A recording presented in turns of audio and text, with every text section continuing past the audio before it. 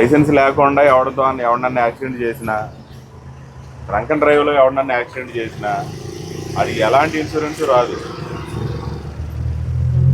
అర్థమైందా? మామూలుగా యాక్సిడెంట్లో లైసెన్స్ ఉన్నవాడు ఎవరిని గుద్దాడనుకో, కనీసం ఆ బండి ఇన్సూరెన్స్ డబ్బులన్నా కాలిరిగినడుగా తీరిగినడుగా వస్తాయి. ఇలా డ్రంక్ అండ్ డ్రైవ్లో తాగి వాహన గుద్దినా, లేకపోతే లైసెన్స్ లేకుండా గుద్దినా ఏమీ రావు అనమాట వాడు. అందుకే అంతంత ఫైన్లు పెట్టారు. మిమ్మల్ని ఇబ్బంది పెట్టేదానికి కాదు, కానీ మినిమం సెన్స్ మీకు అది లేదు. లైసెన్స్ లేకుండా బండి తోలకూడదు అనే సెన్స్ ఎవరికి లేదు. ఇంకొకటి తాగుతాడు, ఆడ ఏకంగా 500, 600 యూనిట్లు వస్తున్నాయి. మరి ఏం తాగుతూ వెళ్తున్నారు అర్థం కాదు. ఆటోలు తోలుతారు తాగేసి, వెనకాల ఒక 4-5 ఎక్కించుకుంటారు. ఇది మారకపోతే ఈ రోజు ఇదే ఉంటుంది. ఇంకా 9 లోపు అందరూ ఇంటికి వచ్చేయాలా. ఎవడో తాగి బళ్ళు నడపడం కానీ, తాగి ఆటోలు నడపడం కానీ చేయొద్దు.